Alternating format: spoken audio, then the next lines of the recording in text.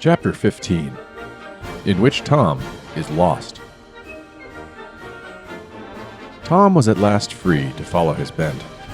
From the moment he had left St. Mars to the present, he had had no fun, to use his own expression. Now that he was rid of Mr. Meadow, he was determined to make the best of the opportunity. Nor did the question of ways and means trouble him. In the matter of amusement, Tom, like every well-constituted small boy, was of unfailing resource. "Say," he began to the ticket seller, "I'm going out. How'll I get back?" "You can take a carriage," said the facetious ticket seller, "if you don't care about walking." Tom returned his grin. "I mean, how'll I get back without paying over again?"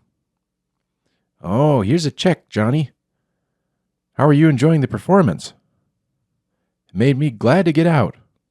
And without waiting for the ticket seller's retort, Tom, satisfied that he had squared accounts, sallied forth into the night and cast his eyes about in search of a confectionery.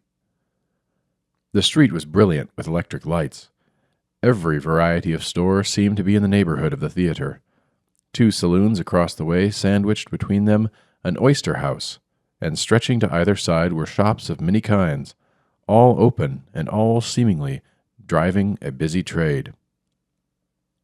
Tom took a long look at the saloons.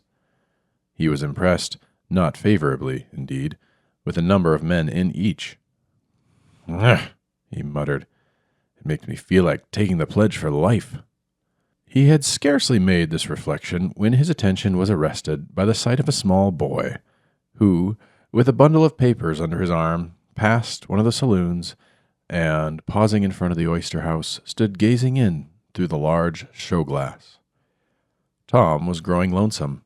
With a hop and a bound he crossed the street and noiselessly placed himself behind the newsboy. The object of his attention was a lad of little more than 11. He was neatly but scantily attired. The sleeves of his jacket and knees of his knickerbockers were patched, and his shoes were open at the toes. His face was quite beautiful with some hint of refinement, all the more beautiful, perhaps, that it was touched and softened by sadness. But the eyes, large and black, how eagerly they looked into that window. Tom was satisfied with the inspection. He put himself alongside the newsboy and set to staring in himself. "Paper, sir?" said the boy. "What paper? Post or Times Star? How much?" "2 cents for the Star, sir, and 1 cent for the Post, sir."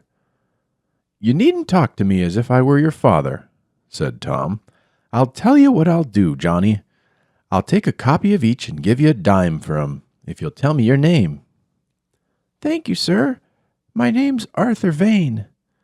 And Arthur received Tom's 10-cent piece with unmistakable signs of gratitude. "My name's Tom Playfair.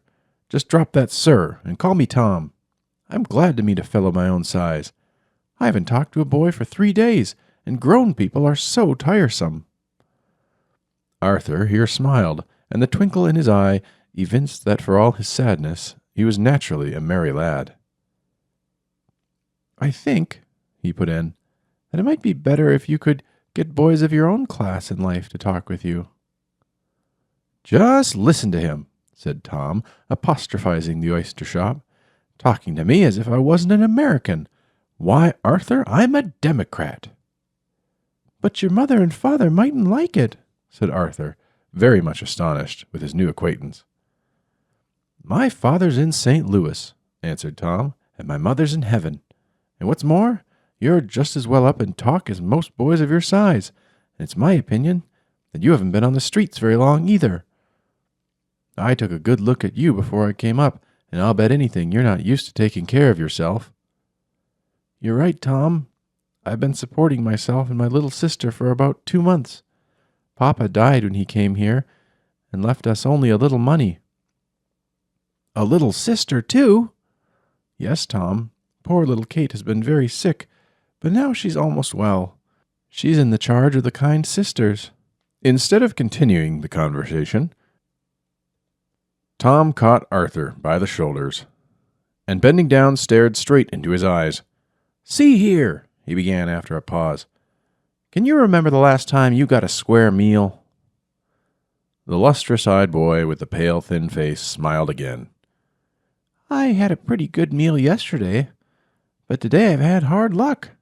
This morning I was stuck." "On the Latin verb or pitchfork or what?" queried Tom. Arthur laughed again. "That's newsboys' term, Tom. We're stuck when we buy papers and have a lot left unsold."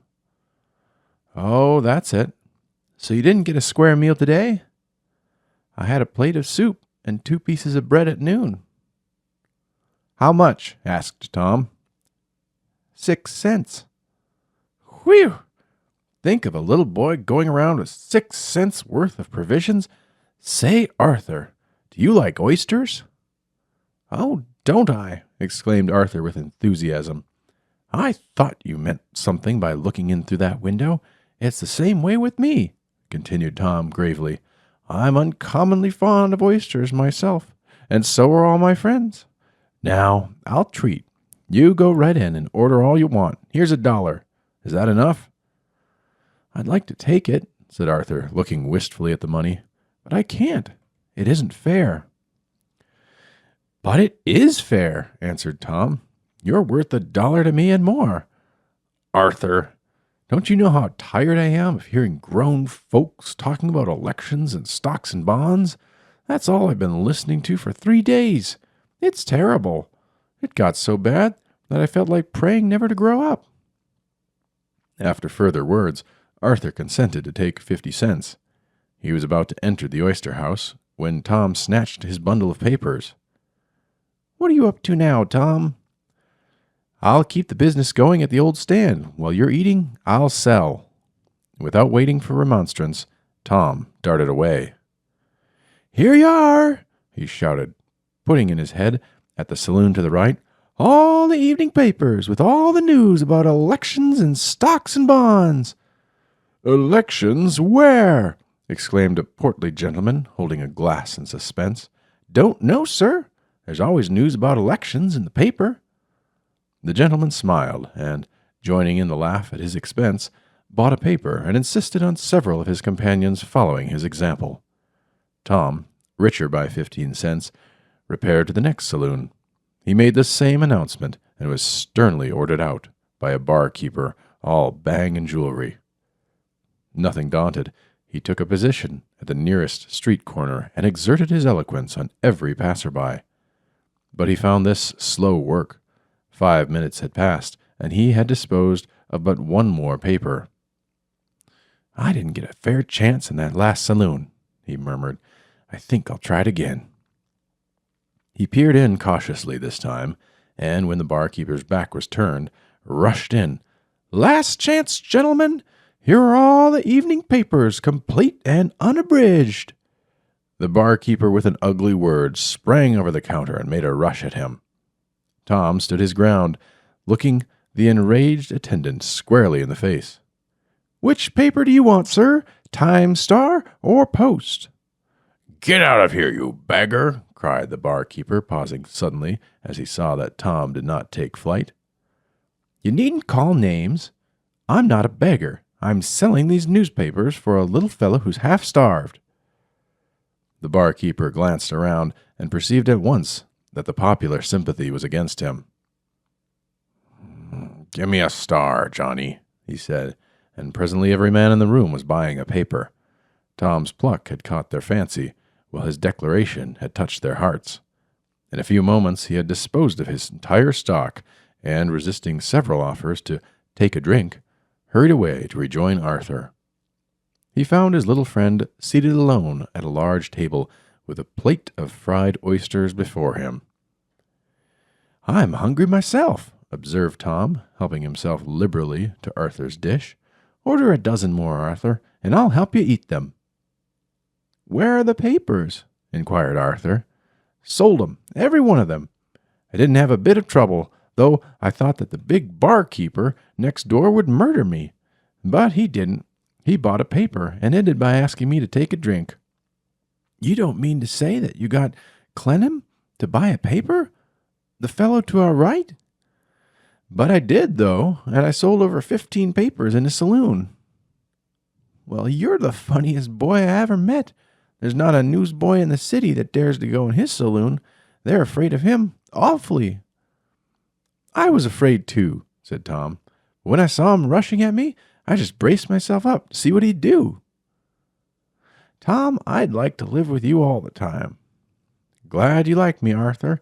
Go on and order more oysters. Thank you. I've had enough. So have I. How are you on ice cream? Let me treat this time, Tom. There's a nice confectionery right around the corner. In this realistic age, one must be careful not to tell the whole truth, lest one be convicted of exaggeration. So I passed lightly over the astonishing feats of Tom and Arthur in the ice cream parlor.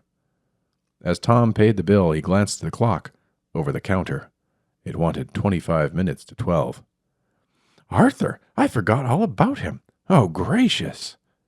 Who? My uncle. I left him across there in the theater. Why, the theater let out half an hour ago. Then, Arthur, I'll tell you a secret. What, Tom? Cried Arthur breathlessly, for he was impressed with his companion's grave face. I'm lost. Don't you know where you live? No. Don't even know the name of the street. Uncle Meadow will be the maddest man in Cincinnati. The fact is, we were having such a jolly good time that I forgot all about him. Well, you're the queerest boy I ever met. I don't see anything queer about it. I'm lost, and you've got to take care of me. That's all. Arthur laughed musically. Looking upon him now, one would hardly recognize the sad-eyed boy of the previous hour. It's so funny, Tom, to hear you talking of being taken care of by me. Where do you sleep nights? Continued Tom. I haven't had any regular place since we gave up housekeeping. Hello! Who gave up housekeeping? My little sister and I, till she got sick. We had 2 little bits of rooms in Noah's Ark. Noah's Ark? Ejaculated Tom. That's what the St. Xavier College boys call it. It's a great big tenement house right across the alley from the college, and in fact it does look something like a little ark. Well, Kate and I, we're there and happy as larks. She was just the best sister, and she kept the room so bright and cheerful that I used to be so glad to come home after looking around all day for work. She could cook and sew like a grown person, although she's only 9. Who paid for you? Broke in Tom.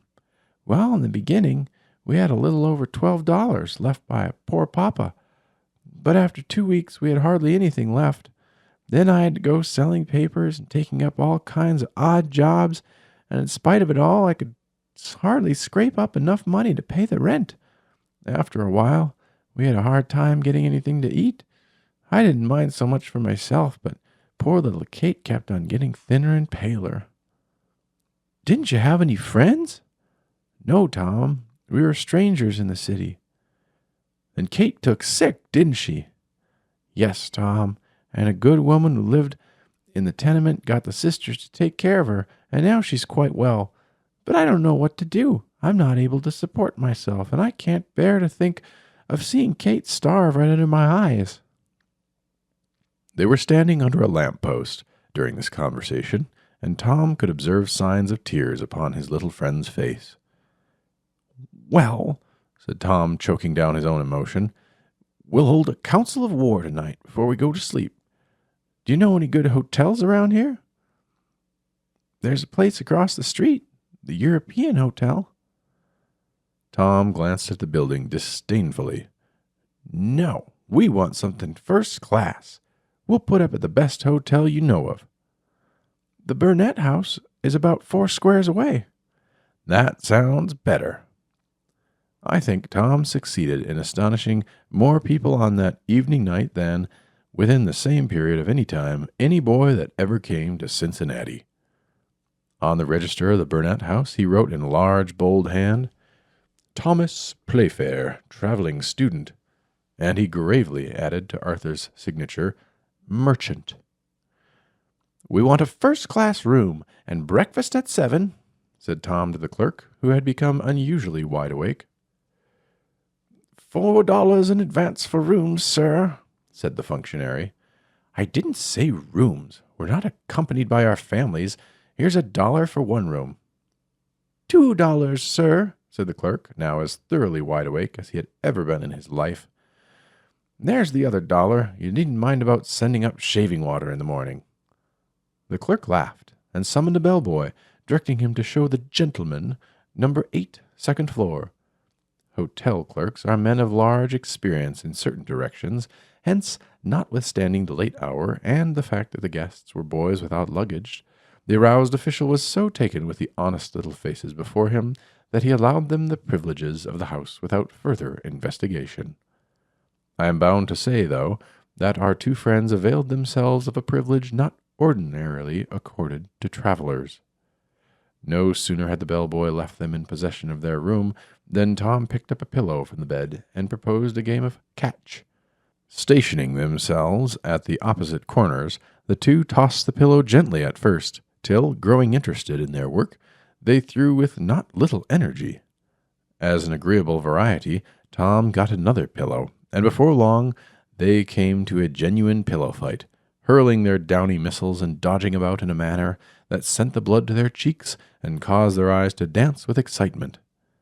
The boy who has no heart for pillow fighting is fit for treasons, stratagems, and spoils. Let no such boy be trusted. The contest waxed fiercer, that is, merrier, each moment. Finally, Tom, pillow in hand, charged upon Arthur. There was a rapid interchange of blows, much movement and noise of little feet, and a swaying from side to side of the room, till at length, with a well-directed blow, Tom sent his antagonist sprawling upon the bed. It was then that they noticed for the first time that someone was knocking gently at the door. "Oh," said Arthur, turning pale, "we're in for it now." Tom threw the door open and found himself facing a mild-eyed old gentleman, who seemed to be far more frightened than Arthur. "Good evening, sir. Won't you walk in?" "I beg your pardon, young sir, but I thought there was a murder or something going on in this room. I live next door, and I was awakened a few minutes ago by a noise of people struggling for life." "It wasn't that bad, sir. There was a struggle, but it wasn't for life. My friend over there, on the bed," added Tom wickedly, "is very noisy." The old gentleman now understood the situation. The light that shot from his eyes and the smile that curled about his lips evinced that he, too, had been a boy in the golden long ago. "Well, young sir, may I ask you as a favor not to make any more noise tonight? We old people can't afford to lose our sleep." "Certainly, sir. Honest, I didn't think about waking people up. I'll behave till morning, sir. Good night." "Good night, young sir," answered the gentleman, smiling benevolently, "and God bless you." "What a pity," said Tom, as the door closed, "that he's grown up. He must have been a jolly boy." "Yes, indeed," assented Arthur. "It's the old story, Arthur. Folks get spoiled once they grow up. They haven't the right ideas about fun. Now, if that old gentleman had been a boy, he'd have come rushing in with his own pillow." "Yes," assented Arthur, "and if all the people in the hotel had been boys, they'd have all rushed in with their pillows." "Just so, and we'd have had a gorgeous time. It's a mistake for people to live long. It seems to me if a boy's good, the best thing he can do is die when he's 16 or 17. Of course, if he's a sinner, it's right for him to live and take his punishment like a man." "Where did you get that idea, Tom?" "I don't know, but I've thought about it lots the last few days. You see, if a boy doesn't do anything real bad, he's bound to be pretty happy.